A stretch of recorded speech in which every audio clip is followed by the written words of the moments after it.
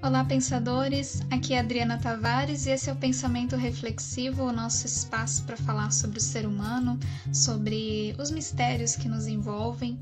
E hoje eu queria trazer um assunto aqui que vai ser até um pouco diferente dos assuntos que eu venho trazendo ultimamente, porque eu venho me focando, muito em trazer fatos científicos, Eu sempre procuro trazer as referências científicas e nesse vídeo vai ter sim fatos científicos, também foram tirados de livros, Mas eu quero colocar um pouco a minha visão sobre esse assunto, Então é algo que eu já queria ter feito antes, foi a ideia original de eu criar o pensamento reflexivo, trazer fatos e pensar sobre esses fatos, Justamente refletir sobre eles, sobre como isso se aplica na nossa vida, no nosso dia a dia. Então, vamos lá. Vamos falar sobre esse assunto de por que para o cérebro, menos é mais.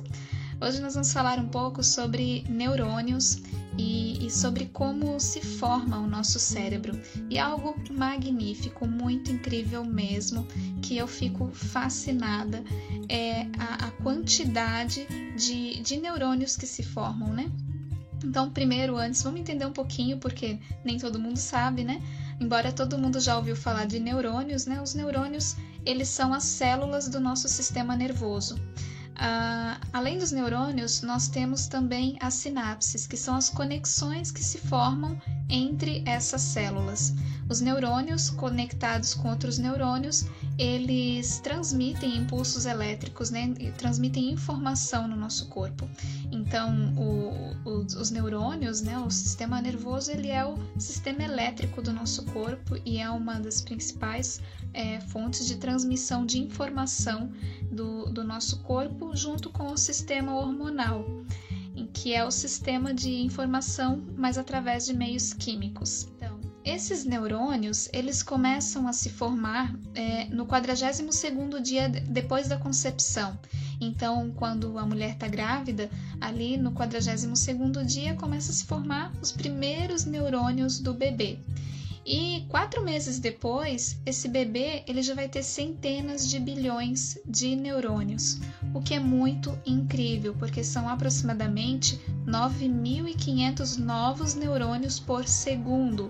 É uma explosão de produção de neurônios nesse bebê. Em torno de 2 meses antes do nascimento, esses neurônios eles começam a querer se comunicar, conversar com outros neurônios ali da vizinhança. E como é que eles fazem isso? Eles lançam feixes, que são chamados de axônios, em direção a outros neurônios. E onde tem sucesso em conectar, se forma uma sinapse, Então se forma essa conexão entre esses neurônios. Então, nessa fase, o bebê ele já tem bilhões de neurônios. E até os 3 anos de idade, mais ou menos, essa criança ela já vai ter em torno de 100 mil conexões, 100 mil sinapses para cada um desses neurônios. Então, é uma quantidade absurda. Os meus neurônios não conseguem fazer essa conta. Nós continuamos tendo mais ou menos a mesma quantidade de neurônios até aproximadamente o final da meia-idade. Mas essas conexões, essas sinapses, elas começam a decair depois dos 3 anos de idade. Então existe um período ali de grande produção de conexões, desde os 2 meses antes do nascimento até os 3 anos de idade, e aí a natureza decide que não precisa de tudo aquilo e começa a fazer uma poda neural. Parece contraprodutivo, Tá ali produzindo, de repente, não, vamos cortar isso daqui, vamos diminuir. E é uma coisa, é uma poda bem grande mesmo, porque quando a gente chega a aproximadamente 15 anos de idade, mais ou menos metade dessas conexões não existem mais. Aquilo que o corpo não estava usando vai se deteriorando e deixa de existir. Então, embora a gente tenha capacidade de continuar produzindo novas conexões durante a vida inteira, e os estudos mais recentes sobre neuroplasticidade têm demonstrado isso, nada supera aquela velocidade em que essas conexões foram criadas até os 3 anos de idade. Então, parece realmente contraprodutivo ou até um erro da natureza, mas será que é isso mesmo? Bom, não parece ser algum erro. Na verdade, o que acontece é que nos primeiros anos de vida, ali, né, a gente tem muitas novas experiências. A gente está passando, tudo que a gente está passando é novo, desde o contato, né, da roupa com a pele, a todas as cores, sons e sabores que a gente experimenta, tudo, absolutamente tudo é novo. Até mesmo no funcionamento do nosso próprio corpo, né? O corpo vai criando novas conexões para aprender a andar, para aprender a falar as primeiras palavras. Então, são todas experiências novas. Só que o que acontece? A gente recebe muita informação nesse primeiro período de vida, mas a gente não faz efetivamente muita coisa, né? A gente não dá um significado, não atribui um sentido para tudo aquilo ali que a gente está vivendo. A partir do momento que a gente começa a dar sentido, a dar significado para todas essas sensações, para todas essas coisas novas que estão acontecendo, a gente precisa se desfazer de algumas coisas para reforçar outras que vão nos ajudar a crescer. Se não existisse a poda neural, a gente não teria condições de se tornar um adulto. Então a gente precisa silenciar uma parte dessas sensações para poder reforçar outras. Então diminuir a quantidade de conexões faz com que melhore a qualidade, né, ou reforce aquelas conexões que a gente realmente vai precisar para crescer, para se desenvolver. Então o que realmente importa é reforçar as conexões que a gente realmente precisa. Eu gosto muito de olhar para os fatos biológicos, psicológicos, enfim, para o nosso corpo e até para o mundo, para a natureza em si, e tirar lições disso para a nossa vida.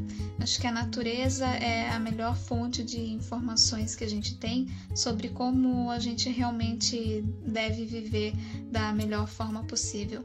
E a poda neural, ela nos ensina que a vida é um contínuo criar conexões e desfazer conexões. Então isso acontece tanto com pessoas que fazem parte da nossa vida durante um tempo, cumprem um papel e depois essas conexões elas se desfazem. A gente também passa isso com coisas. Tem coisas que nos servem em determinado momento e depois não servem mais. Ambientes, né? Eu tô morando num lugar e depois aquele lugar já não me comporta mais, eu vou me desconectar daquilo ali, vou para um outro. Um emprego me serviu durante um tempo e depois eu percebo que não é mais aquilo ali e eu me desconecto, né? E vou para um novo, crio uma nova conexão. Qual é a maior lição que, na verdade, a gente pode tirar disso?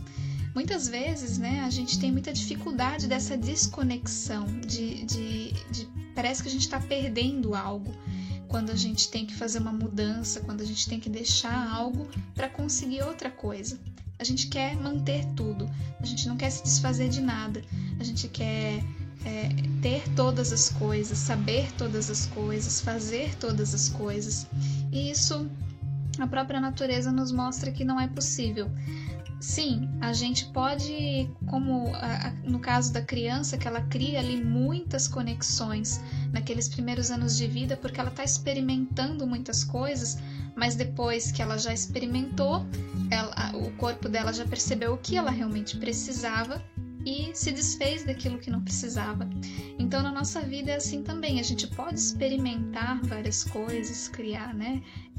Ter várias sensações diferentes, experiências, mas será que se a gente continuar a vida inteira como uma criança pequena que quer tudo, quer experimentar tudo, quer fazer tudo e não conseguir achar aquelas coisas que realmente vale a pena a gente criar uma conexão maior, a gente não vai amadurecer, não vai se tornar adulto, a gente vai ficar como aquela criança que quer tudo, mas não consegue assimilar de verdade nada.